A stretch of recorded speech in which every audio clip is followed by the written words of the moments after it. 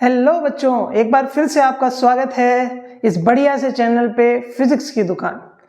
अब आज हम लोग पढ़ने वाले हैं एक्सरे।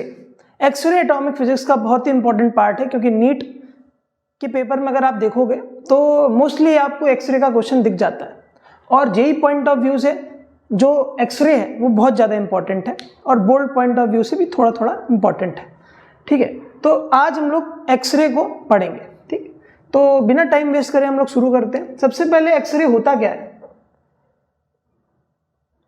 अगर आप क्लास 12th में एक चैप्टर पढ़ें जिसका नाम है इलेक्ट्रोमैग्नेटिक रेडिएशन, तो उसमें आपको एक्सरे के बारे में थोड़ी जानकारी मिलती है। तो एक्सरे बेसिकली क्या होता है, अगर उस चैप्टर के अकॉर्डिंग हम लोग बात करें तो एक्सरे क्या होता है? It is the high frequency electromagnetic radiation. X ray क्या होता है? ये एक हाई फ्रीक्वेंसी इलेक्ट्रोमैग्नेटिक रेडिएशन होता है।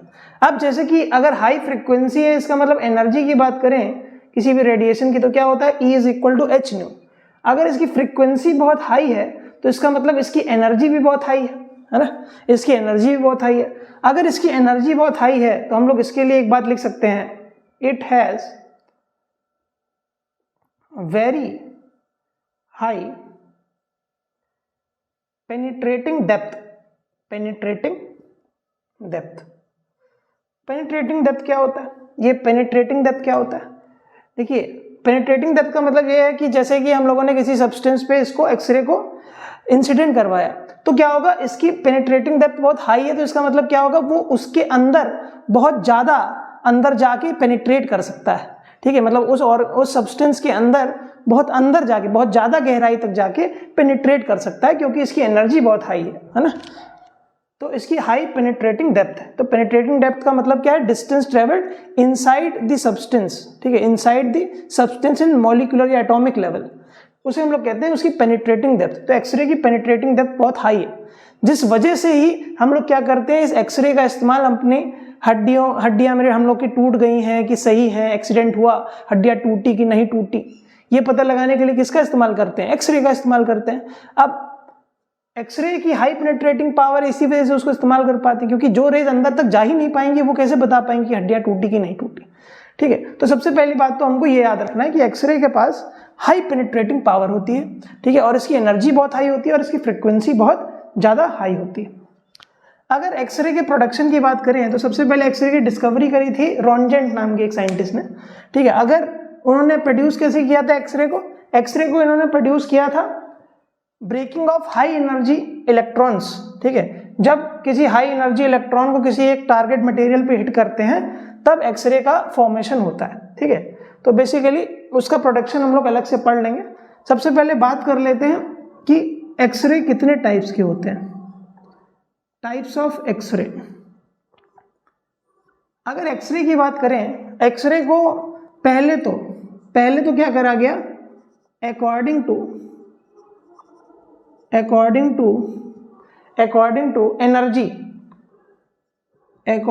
एनर्जी बांटा गया, है ना? अकॉर्डिंग टू एनर्जी बांटा गया। अकॉर्डिंग टू एनर्जी एक्सरे दो तरीके के एक्सरे में बांटे गए।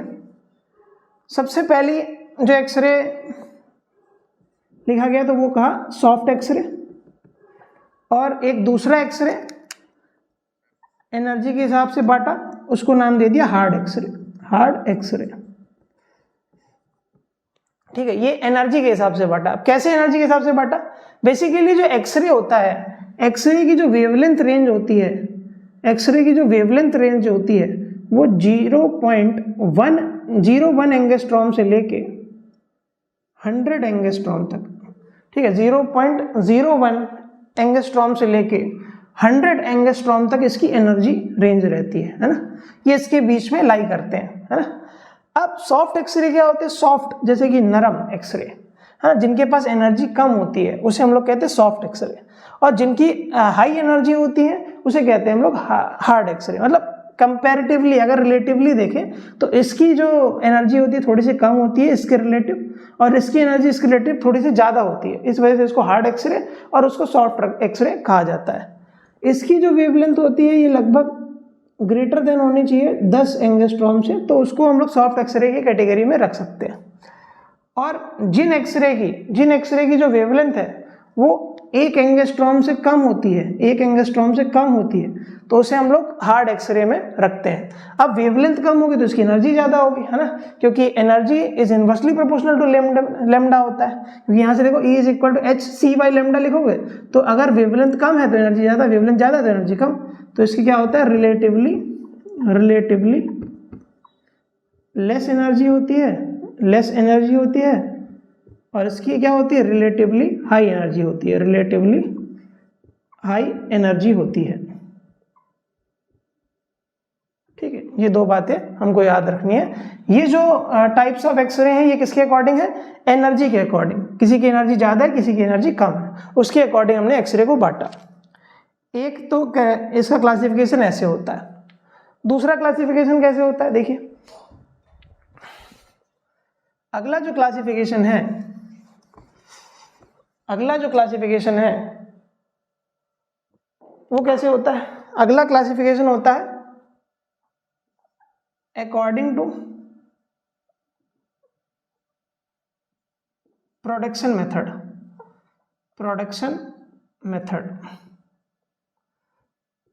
मेथड के अकॉर्डिंग। तो इसके अकॉर्डिंग दो तरीके के एक्सरे होते हैं, एक होता है कॉन्टिन्यूअस एक्सरे और एक होता है कैरेक्टरिस्टिक एक्सरे,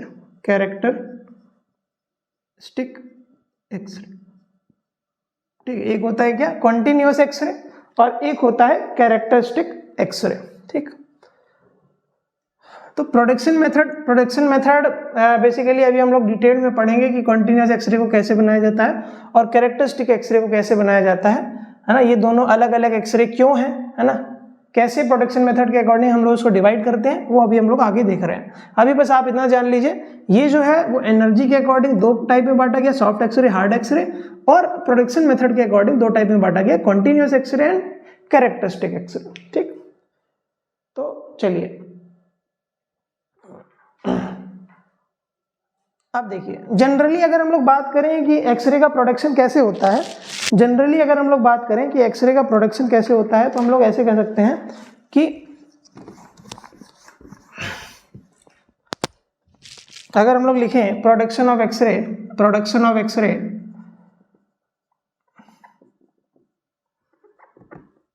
तो देखिए प्रोडक्शन ऑफ एक्सरे में अगर हम लोग बात करें कि जैसे मान लीजिए कि हमारे पास एक ट्यूब है, वैक्यूम ट्यूब, ठीक, ये कुछ बीच में थोड़ा सा बल्ज आउट है, ठीक है। यहाँ पे ये लगा होता है कैथोड, और यहाँ पे क्या होता है,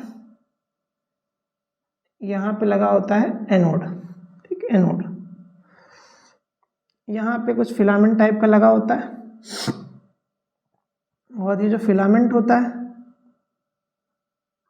ये इसका एक हिस्सा किसी वोल्टेज सप्लायर के पास लगा होता है, जहाँ पे वोल्टेज को चेंज करा जा सकता है,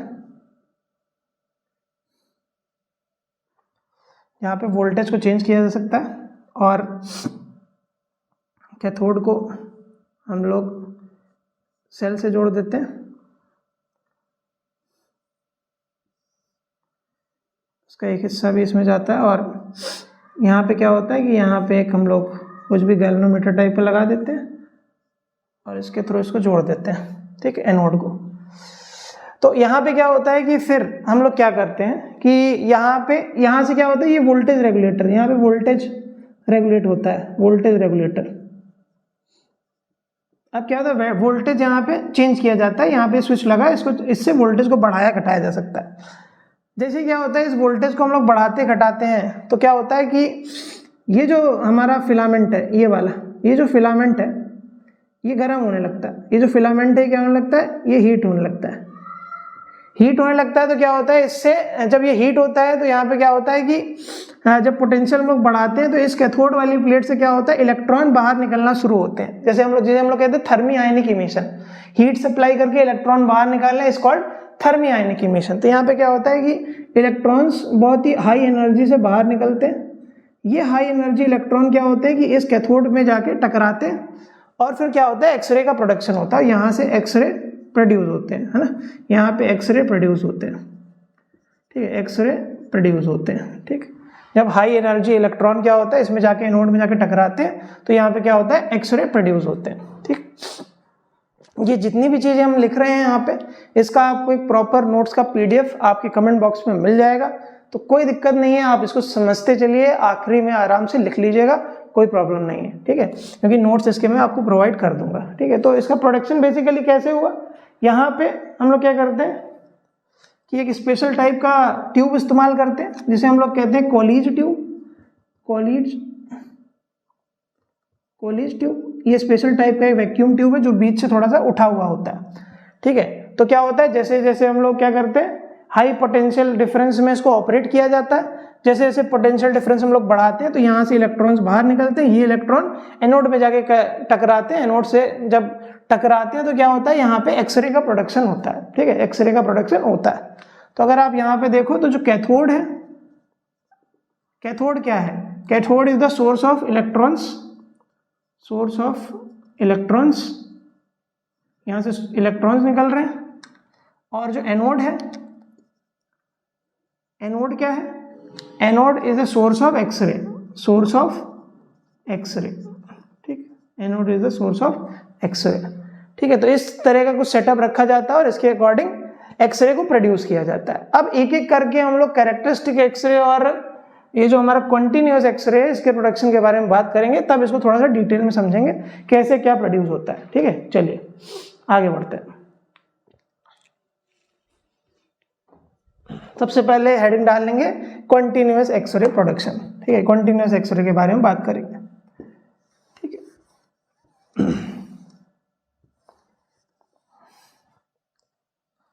सबसे पहले हेडिंग डाल लेंगे कंटिन्यूअस एक्सरे,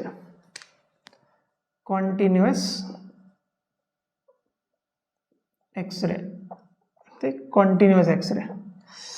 कंटिन्यूअस एक्सरे में क्या होता है देख लेते हैं उसको, कि यहाँ पे क्या होता है कि जैसे कि आप जानते हैं, जब ये जैसे मान लीजिए फास्ट मूविंग इलेक्ट्रॉन है और वो जाके किससे टकरा रहे हैं, वो टकरा रहे हैं जाके एनोड से, ठीक है। एनोड के में क्या होंगे, एटम्स होंगे, एटम्स के अंदर क्या होंगे, एटम्स के अंदर न्यूक्लियस होगा और उसमें इलेक्ट्रॉन्स रिवॉल्व कर रहे होंगे, जैसा कि हम लोगों ने एटॉमिक स्ट्रक्चर में देखा है, ठीक है। तो बेसिकली कंटिन्यूअस एक्सरे क्यों कहते हैं इसको, इस एक्सरे को कंटिन्यूअस एक्सरे इसलिए कहते हैं, देखिए जैसे मान लीजिए कि ये हमारा न्यूक्लियस है और ये इसके चारों तरफ ऑर्बिट्स हैं जिसमें इलेक्ट्रॉन्स रिवॉल्व कर रहे हैं, है ना, जिसमें क्या कर रहे हैं, इलेक्ट्रॉन्स रिवॉल्व कर रहे हैं,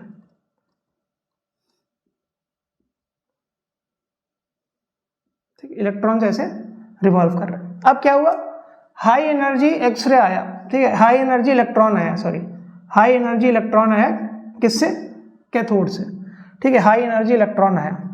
अब ये हाई एनर्जी इलेक्ट्रॉन क्या हुआ कि एटम के अंदर एंटर कर गया, ठीक है, इसके अंदर क्या कर गया, एंटर कर गया, ठीक, एनोड के एटम के अंदर एंटर कर गया। ये किसी भी इलेक्ट्रॉन से ना टकरा के क्या हुआ कि जब ये न्यूक्लियस के पास से गुजर रहा था, तो क्या हुआ, इस न्यूक्लियस का जो इलेक्ट्रोस्टैटिक फोर्स है उसने क्या किया, इस इलेक्ट्रॉन को अपनी तरफ बहुत ही हाई फोर्स से खींचा, जिसकी वजह से क्या हुआ, अचानक से इसका पाथ चेंज हो गया, डेविएट हो गया, है ना, अचानक से इसका पाथ डेविएट हो गया, जिसकी वजह से एक सडन हाई एक्सेलरेशन आया, क्योंकि इसकी वेलोसिटी की डायरेक्शन बहुत ज़्यादा, लगभग 90 डिग्री के आसपास, या फिर बहुत ज़्यादा एंगल से चेंज हो गई इसकी वेलोसिटी वेक्टर की डायरेक्शन, जिसकी वजह से क्या हुआ कि एक बहुत ज़्यादा हाई एक्सेलरेशन प्रोड्यूस हुआ। और मैक्सवेल के अकॉर्डिंग जब कोई भी एक्सेलरेटेड चार्ज पार्टिकल होता है ना, बहुत ज़्यादा एक्सेलरेशन है इसमें, तो ये क्या करेगा, अपने अंदर से इलेक्ट्रोमैग्नेटिक रेडिएशन निकालेगा, है ना, क्या निकालेगा, इलेक्ट्रोमैग्नेटिक रेडिएशन निकालेगा। और यही जो इलेक्ट्रोमैग्नेटिक रेडिएशन है ये बेसिकली उस रेंज में आ जाते हैं जहां जिसे हम लोग एक्सरे कहते हैं, ठीक है। तो क्या होता है कि ये जो इलेक्ट्रोमैग्नेटिक रेडिएशन निकला यही क्या होता है, एक्सरे, है ना, यही क्या हो जाता है, एक्सरे के फॉर्म में एमिट होता है, ठीक है। मतलब ये जो इलेक्ट्रोमैग्नेटिक रेडिएशन है यही क्या होता है, एक्सरे के रीजन में आता है, इस वजह से इसे एक्सरे कह देते हैं।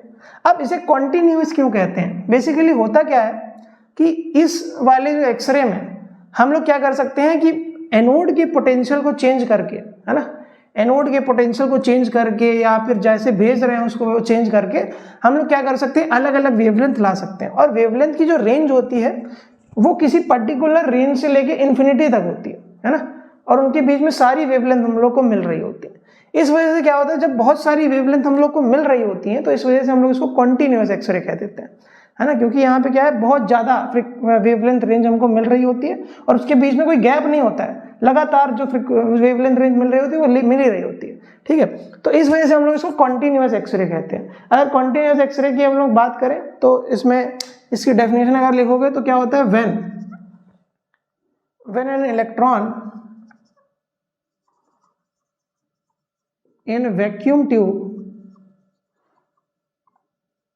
when an electron in vacuum tube strikes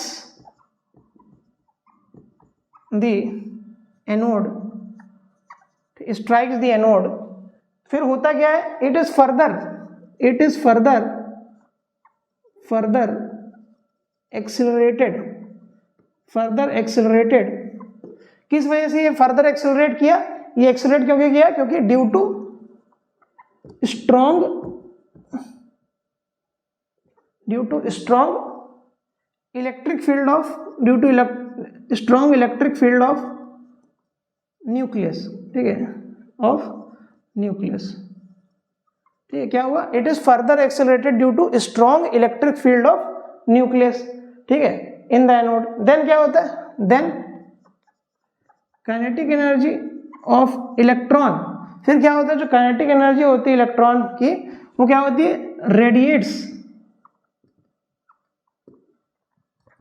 in the form of electromagnetic radiation, ठीक है। तो कॉन्टिन्यूअस एक्सरे में बेसिकली क्या हुआ, जब इलेक्ट्रॉन एंटर करा, है ना, किसी एटम के अंदर, किसी एनोड एटम के अंदर, तो क्या हुआ, वो फर्दर एक्सेलरेशन उसमें आया। और फर्दर एक्सेलरेशन आने क्यों आया, क्योंकि इलेक्ट्रिक फील्ड न्यूक्लियस की वजह से लग रही थी जो कि इसको नीचे की ओर खींचेगी, है ना, क्योंकि न्यूक्लियस में पॉजिटिव चार्ज, इलेक्ट्रॉन में नेगेटिव चार्ज, तो क्या करेगा, न्यूक्लियस इसको अट्रैक्ट करेगा, ये जो इलेक्ट्रॉन आ रहा है, फास्ट मूविंग इलेक्ट्रॉन। तो अचानक से ये जो क्या हुआ, इलेक्ट्रॉन में एक्सेलरेशन आ जाएगा बहुत ज़्यादा, जिसकी वजह से जो इसकी काइनेटिक एनर्जी थी वो रेडिएट कर जाएगी in the form of electromagnetic radiation. This is called the continuous x ray. इसे हम लोग क्या कहते हैं, कॉन्टिन्यूअस एक्सरे कहते हैं, ठीक है। अब इसके लिए अगर आप देखो यहाँ पे ये जो कॉन्टिन्यूअस एक्सरे है, इसके लिए अगर आप डायग्रामेटिकली देखो तो यहाँ पे क्या है कि ये हमारा बना है क्या, कैथोड, ठीक है। यहाँ से इलेक्ट्रॉन बाहर निकल रहे हैं, हाई एनर्जी इलेक्ट्रॉन्स बाहर निकल रहे हैं। ये हाई एनर्जी इलेक्ट्रॉन्स क्या होते हैं, एनोड के मटेरियल में जाते हैं, ठीक है, और यहाँ से एक्सरे प्रोड्यूस होता है, ठीक है। यहाँ से क्या होता है, एक्सरे प्रोड्यूस होता है, ठीक है, यहाँ से एक्सरे प्रोड्यूस होता है। ऐसे ही कुछ डायग्रामेटिकली इसको आप देख सकते हो। अब यहाँ पे जो काइनेटिक एनर्जी ऑफ इलेक्ट्रॉन है, ये जो इलेक्ट्रॉन आ रहा है, ये जो इसकी जो काइनेटिक एनर्जी है, ये बेसिकली किसके बराबर है, तो kinetic energy of cathode electron is equal to क्या होगा, E into V, charge into potential applied. जितनी पोटेंशियल हमने अप्लाई किया उसके अकॉर्डिंग ही इस इलेक्ट्रॉन की काइनेटिक एनर्जी होगी। और यही काइनेटिक एनर्जी क्या हो रही है, इलेक्ट्रोमैग्नेटिक रेडिएशन की फॉर्म में रेडिएट कर रही है। इसका मतलब क्या हो जाएगा, E V is equal to क्या होना चाहिए, एच न्यू होना चाहिए, है ना। और यही क्या होगा, यही मैक्सिमम एनर्जी रेडिएट होगा, है ना। ये क्या होगा, मैक्सिमम एनर्जी, जब सारी की सारी अगर काइनेटिक एनर्जी सब किस में चली जाए, एच न्यू में चली जाए, कन्वर्ट हो जाए, तो क्या होगा, ये मैक्सिमम एनर्जी वाला केस होगा, है ना, मैक्सिमम एनर्जी वाला केस होगा। तो ये हो गया E V is equal to h nu की जगह सी बाई लेमडा, ठीक है। अगर लेमडा निकालोगे तो lambda H C by E V आ जाएगा, और ये जो लेमडा होगा ये मिनिमम होगा। अगर एनर्जी मैक्सिमम है तो ये जो लेमडा होगा वो कौन सा होगा, मिनिमम, ठीक है। तो और इस मिनिमम वेवलेंथ को क्या कहते हैं, कहते हैं कट ऑफ वेवलेंथ। क्या कहते हैं, cut off wavelength of continuous x ray, cut off wavelength of continuous x ray, ठीक है। और उसके बाद आप चाहो तो ये एच सी बाई ई की वैल्यू रख सकते हो, ठीक है। तो एच सी बाई ई की वैल्यू रख सकते हो आप। तो यहाँ पे जो लेमडा मिनिमम बन जाएगा वो कितना बन जाएगा, वो बन जाएगा 12400 divide by V in angstrom, ठीक है। तो इसका मतलब क्या है कि अगर हम लोग पोटेंशियल को बढ़ाएंगे तो लेमडा मिनिमम की वैल्यू कम हो जाएगी, है ना। मतलब जो कट ऑफ वेवलेंथ चाहिए, है ना, वो थोड़ी सी कम हो जाएगी, ठीक। यहाँ से आप ये याद रख सकते हो, ठीक। और दूसरी चीज़ है कि ये जो इलेक्ट्रॉन है वो न्यूक्लियस के जितने ज़्यादा पास से जाएगा उतना ज़्यादा न्यूक्लियस का इसमें अट्रैक्शन लगेगा, जिसकी वजह से एक्सेलरेशन ज़्यादा आएगा। एक्सेलरेशन ज़्यादा आने की वजह से क्या होगा, एनर्जी ज़्यादा आएगी। एनर्जी ज़्यादा आएगी तो वेवलेंथ कम आएगी, है ना। एनर्जी ज़्यादा आएगी तो वेवलेंथ कम आएगी। तो ये भी आप लिख सकते हो कि wavelength is inversely proportional to impact parameter. Impact parameter, जितना ज़्यादा इम्पैक्ट पैरामीटर, सॉरी जितना उल्टा लिख दिया, directly proportional to impact parameter.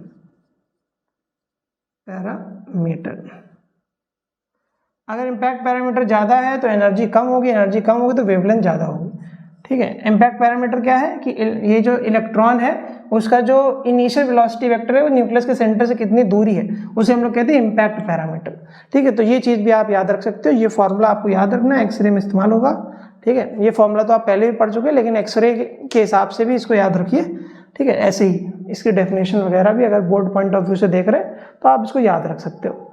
चलिए आगे बढ़ते हैं। ये तो बात हो गई किसकी, कॉन्टिन्यूअस एक्सरे की, ठीक है। और यहाँ पे एक बात और है, यहाँ पे जो एक्सरे की जो रेंज आ रही है, एक्सरे की रेंज आ रही है वो क्या होगी, अब ये क्या है, इसकी कट ऑफ मतलब ये इसकी मिनिमम वेवलेंथ है, ठीक है। मिनिमम वेवलेंथ ये है, तो इसके बाद मैक्सिमम कुछ बहुत भी हो सकती है ना। पोटेंशियल कम अप्लाई करो तो क्या होगा, वेवलेंथ बढ़ जाएगी, है ना। तो इसका मतलब यहाँ पे जो रेंज आ रही है, यहाँ पे जो रेंज हमको मिल रही है, यहाँ पे जो रेंज मिल रही है, यहाँ पे लिख देते हैं रेंज। यहाँ पे जो रेंज मिल रही है वो कहाँ से कहाँ तक मिलेगी, वो मिलेगी लैम्डा सी से इन्फिनिटी तक की, है ना। तो यहाँ पे जो वेवलेंथ रेंज मिल रही है वो लैम्डा सी से इन्फिनिटी तक मिल रही है और इसके बीच में कोई भी गैप नहीं है। इसी वजह से इसको क्या कहते हैं, इसे कहते हैं continuous wavelength. Continuous wavelength distribution, है ना। इसे हम लोग क्या कहते हैं, कॉन्टिन्यूअस वेवलेंथ डिस्ट्रीब्यूशन। और इसी कारण से इसको क्या कहते हैं, कॉन्टिन्यूअस एक्सरे भी कहते हैं, कॉन्टिन्यूअस एक्सरे भी कहते हैं इसी कारण से, क्योंकि कॉन्टिन्यूअस वेवलेंथ मिलती है, ठीक है। और इस वेवलेंथ को चेंज करने के लिए हम लोग potential of discharge tube change करेंगे तो क्या हो जाएगा, तो ये चेंज हो जाएगा, ठीक है। यहाँ पे वी क्या है, V is the potential of discharge tube, ये भी याद रखेंगे। ये क्या है, potential of discharge tube. Discharge tube को पोटेंशियल चेंज करोगे तो लैम्डा की वैल्यू भी चेंज होती जाएगी। तो ये तो बात होगी कॉन्टिन्यूअस एक्सरे की। कॉन्टिन्यूअस एक्सरे का अगर हम लोग स्पेक्ट्रम देखें, अगर हम लोग एक ग्राफ बनाएं, ये तो हम लोगों ने नोट कर लिया होगा, अगर नहीं नोट किया है तो आप रोक के भी नोट कर सकते हो या फिर आपको पीडीएफ प्रोवाइड कर देंगे। कमेंट जो हमारा डिस्क्रिप्शन बॉक्स होता है वहाँ पे आपको पीडीएफ मिल जाएगी, ठीक है। चलिए आगे बढ़ते हैं। कॉन्टिन्यूअस एक्सरे में एक चीज़ और, इसका जो हमारा डायग्राम है, ग्राफ मतलब basically spectrum of continuous x ray, spectrum of continuous x ray. Spectrum of continuous x ray में हमको क्या देखना है, हमको ये देखना है कि जो स्पेक्ट्रल वेवलेंथ है, सॉरी स्पेक्ट्रल इंटेंसिटी है, स्पेक्ट्रल इंटेंसिटी किसकी, एक्सरे की, इंटेंसिटी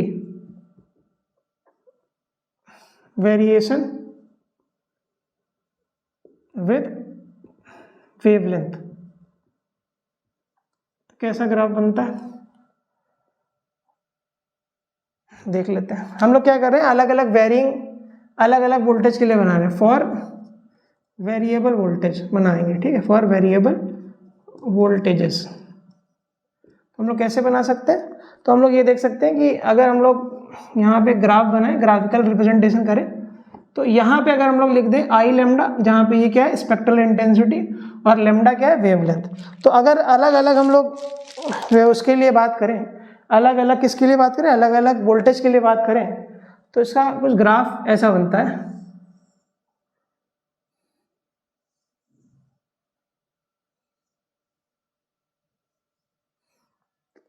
ये मान लेते हैं 50 किलोवाट, 40 किलोवाट, 30 किलोवाट, 20 किलोवाट, है ना। 4 अलग अलग वोल्टेज के लिए हमने बना दिया। ये ग्राफ कुछ ऐसे ही बनता है। और जहाँ पे ये जो है this is the cut off wavelength है ना, this is the cut off wavelength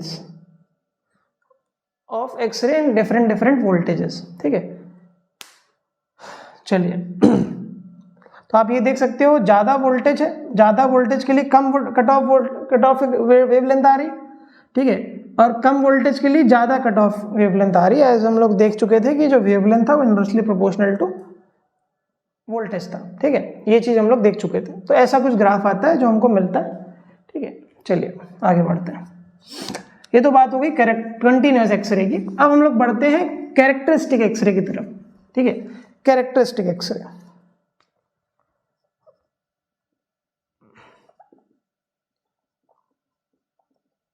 characteristic x ray, characteristic x ray का कैसे फॉर्मेशन होता है? देखिए कि हमारा ये न्यूक्लियस है,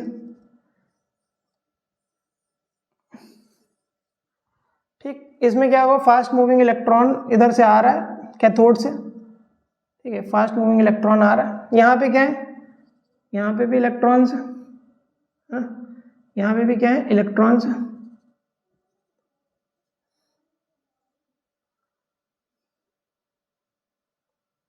ठीक है, ऐसा इलेक्ट्रॉन्स। अब क्या हुआ कि जो फास्ट मूविंग इलेक्ट्रॉन आया, मान लेते हैं ये जो फास्ट मूविंग इलेक्ट्रॉन था वो इसके एनोड के अंदर के इलेक्ट्रॉन के साथ कोलाइड कर गया, है ना।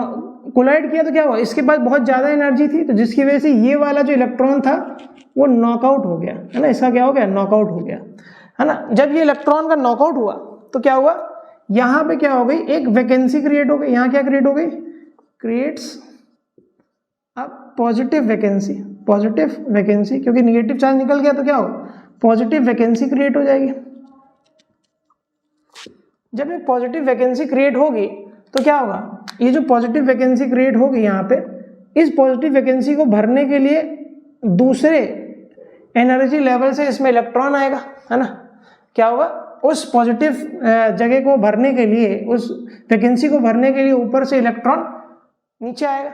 जब ऊपर से इलेक्ट्रॉन नीचे आएगा, मतलब हायर एनर्जी लेवल से लोअर एनर्जी लेवल पे कोई इलेक्ट्रॉन आएगा, तो क्या होगा, उस केस में क्या होगा, एक फोटोन इमिट होगा बोर के मॉडल के अकॉर्डिंग, है ना, फोटोन इमिट होगा। ठीक है, तो क्या होगा, और ये जो फोटोन होता है ये एक्सरे रीजन पे लाई करता है, और ये जो फोटोन आता है वो किस पे लाई करता है, एक्सरे रीजन पे लाई करता है, क्योंकि इसकी जो वेवलेंथ होती है, कुछ जब हम लोग निकालते हैं तो क्या पता चलता है कि ये एक्सरे वेवलेंथ पे लाई करता है, जिसकी वजह से इसको हमने एक्सरे कह दिया, है ना। तो यहाँ पे इस तरीके से कैरेक्टरिस्टिक एक्सरे का फॉर्मेशन होता है ना। और ये जो एक्सरे निकलेगा, मतलब ये जो एक्सरे का फोटोन निकला, जितनी भी फ्रीक्वेंसी का फोटोन निकला, है ना, और इस पर ये किस पे बात पे डिपेंड करेगा, दोनों एनर्जी लेवल के डिफरेंस पे, है ना, दोनों एनर्जी लेवल के डिफरेंस पे। ये जो एक्सरे निकला, इसकी जो भी एनर्जी होगी एच न्यू, ये क्या होगा, अगर इसकी एनर्जी E1 है, इसकी एनर्जी E2 है, तो क्या होगा, E1 minus E2 is equal to h nu. ठीक है, मतलब इसका जो एनर्जी होगा वो दोनों एनर्जी लेवल के डिफरेंस के बराबर होगा। ठीक है, और एक बात और, यहाँ पे ये जो इलेक्ट्रॉन यहाँ से यहाँ पे आया, है ना, इसकी वैकेंसी को भरने के लिए आया, है ना, तो बेसिकली होना क्या चाहिए था कि ये जो इलेक्ट्रॉन यहाँ से यहाँ तभी आ सकता है जब एनर्जी रेडिएट करेगा, और एनर्जी जो रेडिएट करता है वो किस फॉर्म में रेडिएट करता है, एक्सरे के फॉर्म में रेडिएट करता है। ठीक है, अब हमने इसको कैरेक्टरिस्टिक एक्सरे क्यों बोला, है ना, यहाँ पे हमने इसको कैरेक्टरिस्टिक एक्सरे क्यों बोला। अब देखिए, कैरेक्टरिस्टिक एक्सरे इसलिए बोला क्योंकि यहाँ पे क्या होगा कि ये जो इलेक्ट्रॉन का ट्रांजिशन होगा, है ना, ये एक पर्टिकुलर बैंड गैप के अकॉर्डिंग होगा। जैसे कि मतलब जैसे हमने एनोड का मटेरियल चूज करा, है ना, उसके अकॉर्डिंग होगा कि ये इलेक्ट्रॉन यहाँ से आने में कितनी एनर्जी निकालेगा, है ना, उस पर डिपेंड करेगा, बैंड गैप पे डिपेंड करता है ना।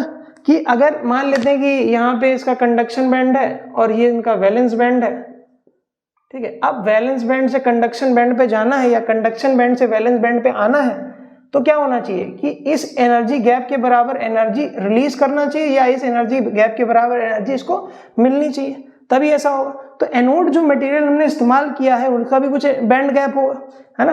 तो यहाँ से इलेक्ट्रॉन यहाँ पे आया, है ना, यहाँ से इलेक्ट्रॉन यहाँ पे आया कि तो ये एक्सरे ही निकाले तो उसके लिए एक स्पेसिफिक बैंड गैप होना चाहिए, है ना, उसके लिए क्या होना चाहिए कि स्पेसिफिक बैंड गैप होना चाहिए, तभी एक्सरे निकल सकता है है ना। ये भी हो सकता है कि कुछ ऐसे मटेरियल हो जिसका इस्तेमाल करो तो उतना बैंड गैप ना आ पाए, है ना, उतना बैंड गैप ना आ पाए जितना एक्सरे के लिए चाहिए, है ना, जितने एक्सरे फोटोन के लिए चाहिए, है ना, तो क्या होगा, उसके लिए हमारा एक्सरे नहीं प्रोड्यूस होगा, है ना। तो इसी वजह से क्या करती है, एक स्पेसिफिक वेवलेंथ हमको मिलती है, इस वजह से इसको हम लोग कैरेक्टरिस्टिक एक्सरे कहते हैं, है ना। एक स्पेसिफिक वेवलेंथ मिलती है हमको इससे, तो क्या होता है, इस वजह से इसको कैरेक्टरिस्टिक एक्सरे कहते हैं। लेकिन पीछे वाले में ऐसा नहीं था, उसमें एक पूरी रेंज मिल रही थी, लैम्डा सी से लेके इन्फिनिटी तक, उसके बीच में कोई भी गैप नहीं था, है ना। वो तो पोटेंशियल पे डिपेंड कर रहा था एनोड, और वो चीज हम चेंज कर सकते हैं, है ना। लेकिन ये चीज तो क्या हो गई, मटेरियल डिपेंडेंट हो गई, है ना। तो यहाँ पे क्या होगा कि यहाँ पे आप लिख भी सकते हो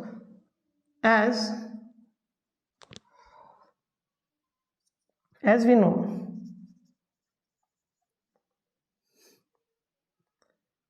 elements have their specific band gaps. So we cannot get a range of wavelengths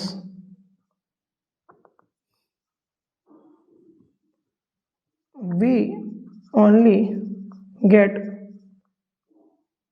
some specific wavelengths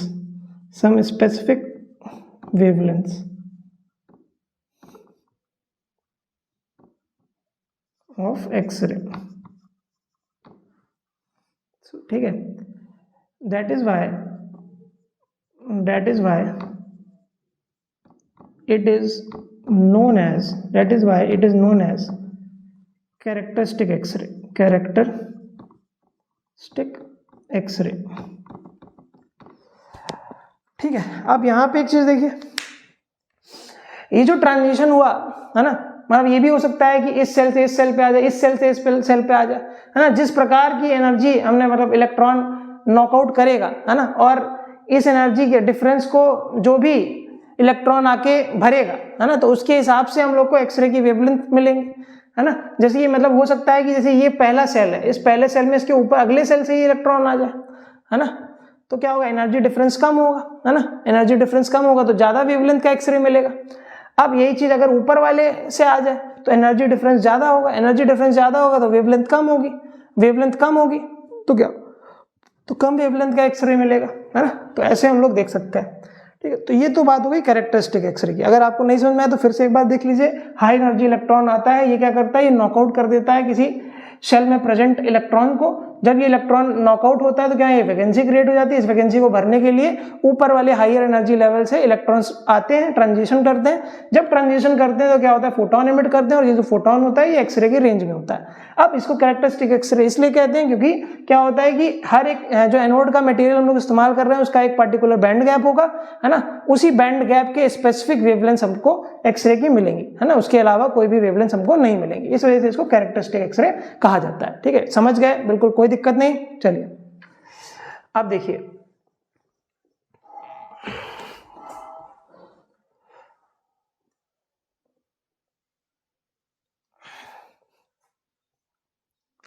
अब ये जो कैरेक्टरिस्टिक एक्सरे है इसमें आप एक चीज और समझ सकते हो कि कई बार आपको ऐसे भी सुनने को मिला होगा,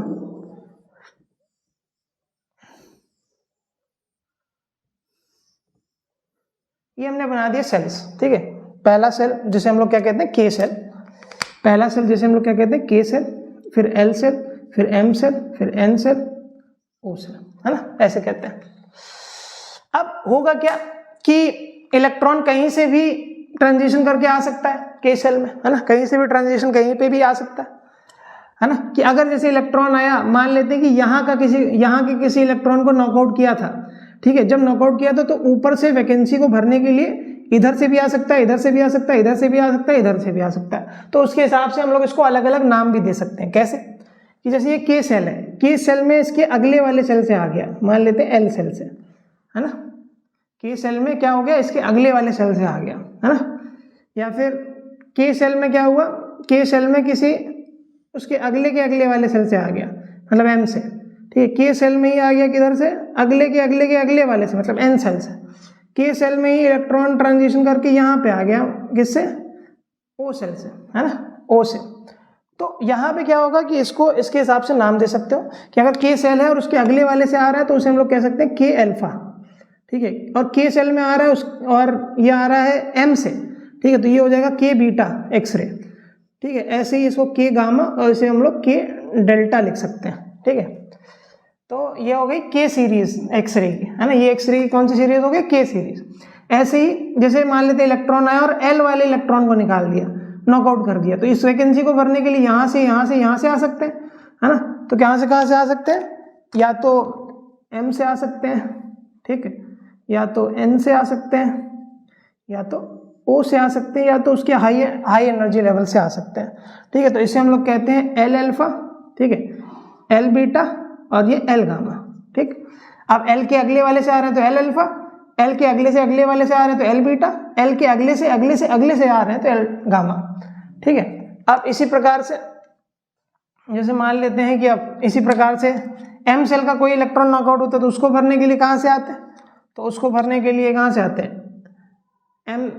एम में आते किधर से, एन से आते हैं, और किधर से आ जाते हैं, ओ से आ जाते हैं, और इसके भी आगे से आ सकते थे, तो इसको भी लिख सकते हो आप एम अल्फा एम बीटा, ठीक है, और उसके बाद N M gamma M delta ऐसे। और मान लेते हैं एन में आना होगा तो क्या होगा, तो एन में आना होगा तो ये यहाँ से आ सकता है और इसके पीछे से कहीं से इसमें ट्रांजिशन कर सकता है, ठीक है। तो उसके अकॉर्डिंग इसको भी नाम दे देंगे हम लोग क्या, एन अल्फा एन बीटा और उसके बाद एन गामा एन डेल्टा ऐसे करके, ठीक। तो this is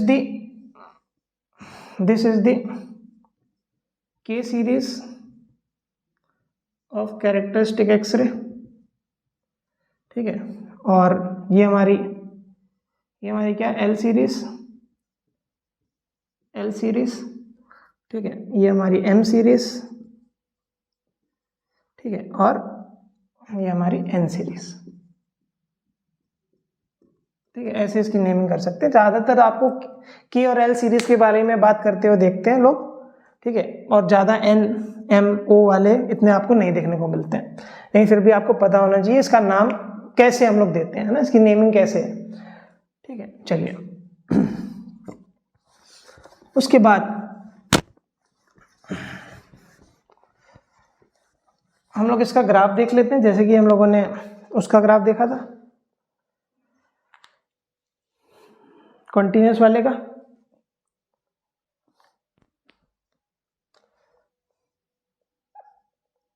spectrum of characteristic x ray, इसका स्पेक्ट्रम कैसे बनता है,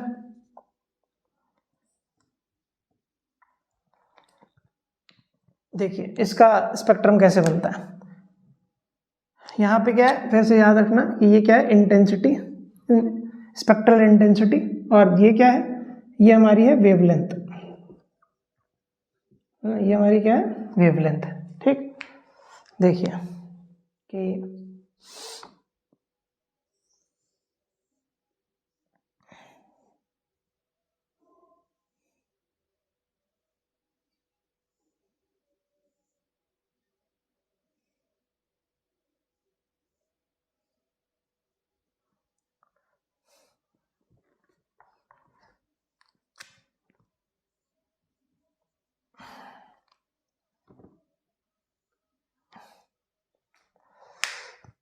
देखिए ये जो ग्राफ आपको दिख रहा है, ये अगर नॉर्मल कर्व ऐसे बनता तो कॉन्टिन्यूस के लिए होता।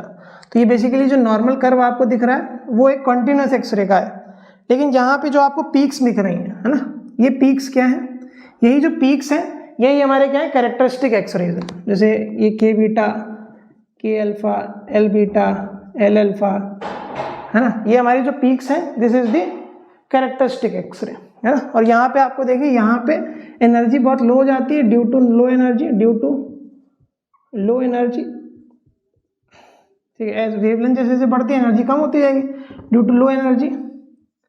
No spikes are seen, no spikes, no spikes are seen further. ठीक है, क्या होता है, आगे जैसे जैसे बढ़ते हैं वैसे वैसे एनर्जी कम होती जाती है और बहुत स्पाइक्स जो है वो दिखना बंद हो जाती है।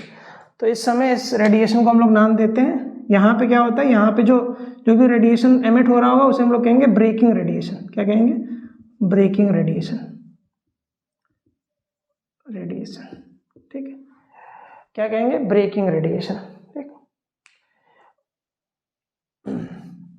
ये कुछ ऐसा ग्राफ होता है, ये आपको याद रखना।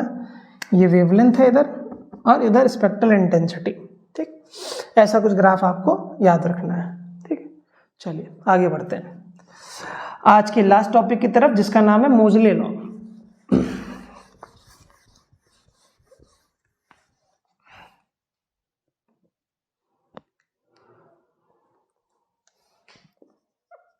मोजलेस लॉ।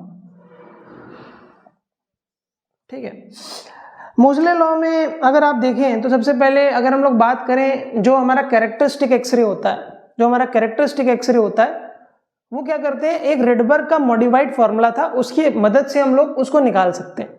अब रेडबर्ग का मॉडिफाइड फॉर्मूला क्यों आया, पहली बात तो ये उठी है ना, कि जैसे न्यूक्लियस है, यहाँ पे इलेक्ट्रॉन्स हैं, है ना, यहाँ पे इलेक्ट्रॉन्स हैं, है ना, बहुत, यहाँ पे भी इलेक्ट्रॉन्स हैं, यहाँ पे इलेक्ट्रॉन्स प्रेजेंट हैं, है ना, यहाँ पे भी इलेक्ट्रॉन्स प्रेजेंट हैं, यहाँ पे भी इलेक्ट्रॉन्स प्रेजेंट हैं। ठीक है, यहाँ पे भी इलेक्ट्रॉन्स प्रेजेंट है। अब बेसिकली अगर हम लोग बात करें, एक चीज आपको दिख रहा है कि अगर मान लेते हैं कि हमको यहाँ पे पहुंचना है, ठीक है, हमको मान लेते हैं न्यूक्लियस तक पहुंचना है, इधर से न्यूक्लियस के पास तक जाना है ऐसे, ठीक है, या फिर ट्रांजिशन करना है ना, जैसे यहाँ से यहाँ ट्रांजिशन करना है, या फिर यहाँ से यहाँ ट्रांजिशन करना है ना, एल सेल से एम सेल में आना है, या एम सेल से एन सेल में आना है ना, एम सेल से नीचे वाले किसी के सेल में आना है। तो होता क्या है कि देखिए, इलेक्ट्रॉन यहाँ से यहाँ डायरेक्टली आएगा तो उसके बीच में भी तो उसको इलेक्ट्रॉन्स मिलेंगे। जैसे मान लेते हैं कि इस सेल से, जैसे ये सेल हमारा क्या है, के, ये एल, ये एम, मान लेते हैं एम सेल से इलेक्ट्रॉन यहाँ पे आना है। अब जब एम सेल से इलेक्ट्रॉन यहाँ से यहाँ आएगा तो एम सेल के और के सेल के बीच में एल सेल पड़ रहा है, वहां पे भी इलेक्ट्रॉन्स है ना, ये इलेक्ट्रॉन इसको रिपल कर रहे होंगे, ये इलेक्ट्रॉन क्या कर रहे होंगे, इसको रिपल कर रहे होंगे। ठीक है, जिसकी वजह से क्या होगा कि जो इफेक्टिव एटॉमिक नंबर जिसे हम कहते हैं इफेक्टिव एटॉमिक नंबर, है ना, वो थोड़ा सा डिक्रीज कर जाता है। This is called the screening of electrons, है ना। इलेक्ट्रॉन की क्या हो जाती है, स्क्रीनिंग हो जाती है। मतलब इलेक्ट्रॉन अगर ऊपर से नीचे आना है ना, तो क्या होगा कि इलेक्ट्रॉन्स की क्या हो जाती है, स्क्रीनिंग हो जाती है ना।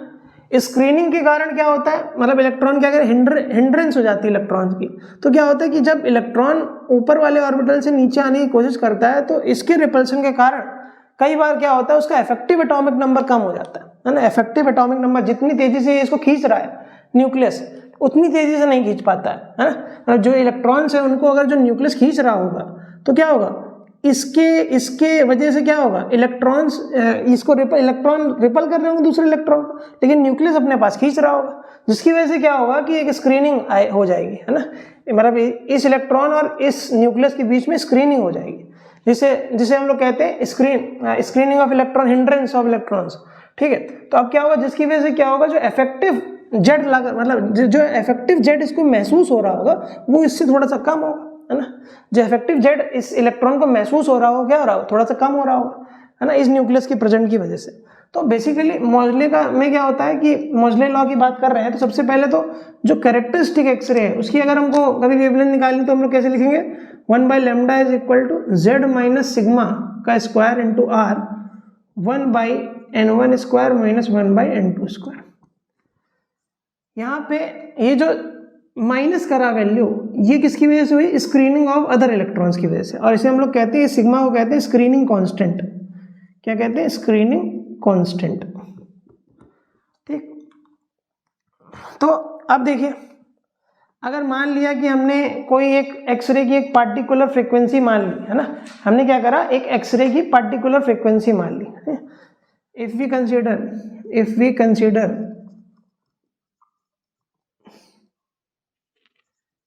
any frequency of एक्सरे, ठीक है, any frequency of X-ray, then nu is equal to क्या होता है सी बाई लेमडा। तो इसको ये मल्टीप्लाई कर सकते हो आप R C Z minus sigma का स्क्वायर और 1/n1 का स्क्वायर माइनस 1/n2 का स्क्वायर, है ना। जहां पे इस जेड माइनस सिग्मा को आप ये भी लिख सकते हो effective atomic number, effective atomic number, effective atomic number, effective atomic number क्यों? क्योंकि इस असली में हो क्या रहा है कि न्यूक्लियस इसको Z की वजह से खींच रहा है, मतलब जो इसके अंदर नंबर ऑफ प्रोटॉन्स है Z उसकी वजह से खींच रहा है, लेकिन इन इलेक्ट्रॉन की प्रेजेंस की वजह से क्या हो रहा है, उतनी ताकत से खींच नहीं पा रहा है। जब उतनी ताकत से खींच नहीं पा रहा है तो उसका एटॉमिक नंबर की जगह हम लोग इफेक्टिव एटॉमिक नंबर लिखेंगे, है ना। और जितने से उसकी वैल्यू कम हो गई है उसे हम लोग कहेंगे स्क्रीनिंग कांस्टेंट, ठीक। तो अगर हमने एक पर्टिकुलर एक्सरे की फ्रीक्वेंसी मान ली न्यू, तो nu is equal to c by lambda होता है, ठीक। अब यहाँ पे देखिए, अगर आप क्या करें कि आर सी और इसको पूरे को क्या कर लें, पूरे को एक कांस्टेंट मान लें, है ना, पूरे को क्या कर लें कांस्टेंट मान लें, तो हम लोग ये कर सकते हैं nu is equal to root nu is equal to Z minus sigma into A, है ना, इसको एक कांस्टेंट मान लिया, ठीक है। ये जो आपके पास एक फॉर्मूला आया, दिस इज कॉल्ड द मोजले लॉ, इसे हम लोग कहते हैं मोजले लॉ, मोजलेस लॉ, ठीक। मोजलेस लॉ मतलब फ्रीक्वेंसी का जो रूट है वो डायरेक्टली प्रोपोर्शनल टू किसके है, screening, sorry directly proportional to किसके, एटॉमिक नंबर के डायरेक्टली प्रोपोर्शनल है, ठीक। और जहां पे हम लोगों ने क्या कंसिडर किया है, where A is equal to under root R C 1/n1 square 1/n2 square, ये हमने कंसिडर कर लिया, ठीक। तो इसे हम लोग कहते हैं मोजलेस लॉ, ठीक। तो ये तो रहा हमारा एक्सरे का आज का लेक्चर, ठीक है। जो भी कुछ आपको समझ में नहीं आया है तो आप मुझे कमेंट बॉक्स में कमेंट करके बता सकते हैं। हमारी एटॉमिक फिजिक्स का जो लेक्चर था वो खत्म हो चुका है, ठीक है। अब अगले सेशन में अगला जो हम लोग देखेंगे वीडियो, वो देखेंगे न्यूक्लियर फिजिक्स पे, ठीक है। तो थैंक यू सो मच। और आपको कमेंट बॉक्स में, सॉरी डिस्क्रिप्शन बॉक्स में आपको इसके नोट्स भी मिल जाएंगे, हैंड रिटन नोट्स जो कि मैंने खुद से बनाए हैं, ठीक है। आपको कोई भी प्रॉब्लम आती है इसको समझने में स्लाइड को, तो आप उस नोट से रेफर कर सकते हैं, ठीक है। थैंक यू सो मच, आज के लिए इतना ही, थैंक यू।